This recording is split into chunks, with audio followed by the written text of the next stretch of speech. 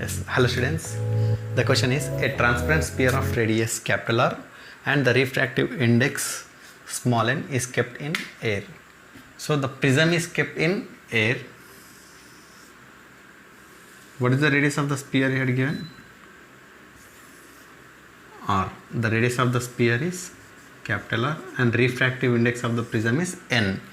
At what distance from the surface of the sphere should a point object be placed on the principal axis so as to form a real image at the same distance from the second end of the sphere? So let us consider this is the primary end and this is the secondary end of the sphere. So here I am going to be place the pointed object. The name of the object is O, so that the image at the secondary end you should get. Let us consider the distance is x, which I place the object from the sphere is x.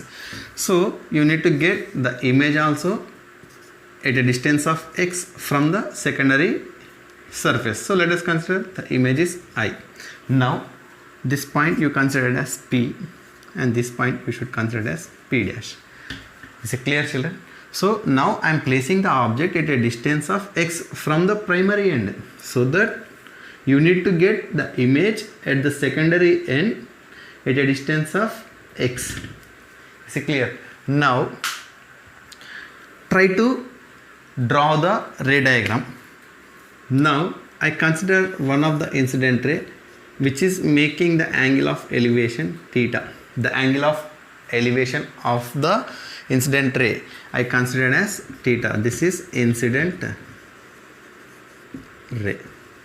Since this distance PO and P dash O are equal, so if at all you had considered the emergent ray should make the same angle of declination theta.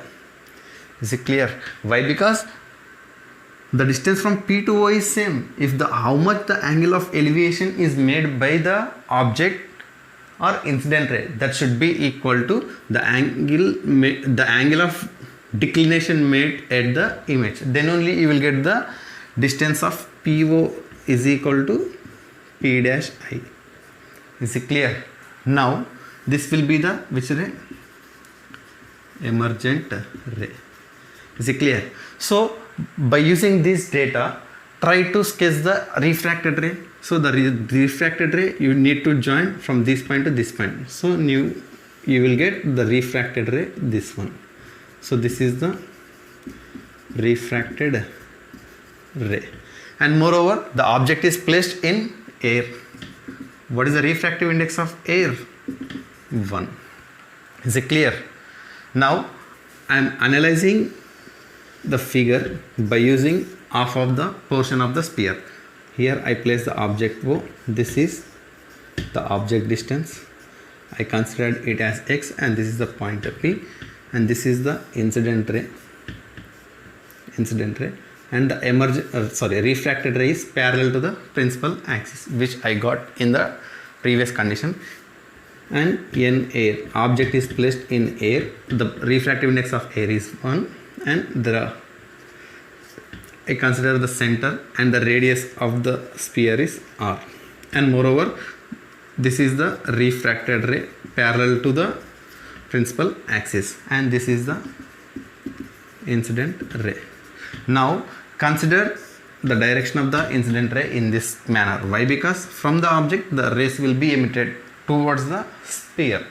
So this is the direction of the incident ray. Now what is the spherical surface image formation formula? N2 by V minus N1 by U is equal to N2 minus N1 by R. This is the formula of spherical surface image formation formula.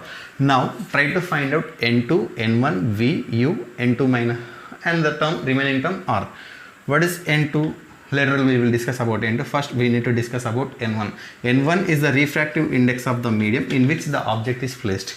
So N1, so where you place the object? In air. So in air value is nothing but 1. That is the value of N1. Coming to the N2, you maybe get the image or may not be get the image in the same opposite medium. Anyhow, you should consider N2 as N, which had given the data in the data N. So n2 is equal to n. Coming to the object distance u, this is the direction of the incident ray. You need to measure it from pole or optic center. So this is opposite to the incident ray direction. So you should consider as minus x. Object distance I consider as x, so you should take it as minus x. Coming to the r, radius. What is the radius? So the distance from pole to center of curvature in the same direction that of the incident ray. So you should take it as plus r. Now substitute these values in the above equation. Then what will you get? The n2 value is n divided by v value is how much? You need to find out the value of no. The v value. How will you take the v value? Since the refracted ray is parallel to the principal axis. So if the rays are parallel to each other, then how will you get the image? Where will you get the image? You will get the image at infinity. So you will get the image at infinity. Is it clear? Since it is in the same direction that of the incident ray, so you should take n as plus infinity. Is it clear? So n2 value is n and v value is plus infinity minus n1 value is how much? n1 is air divided by u value is minus x, which is equal to n2 minus n1. n2 value is n minus n1 1 divided by r plus r. Then what will you get? And this term will become 0. Minus into minus plus, you will get 1 by x plus 1 by x is equal to n minus 1 by r. Therefore I am doing reciprocal of the equation. X is equal to r divided by n minus 1.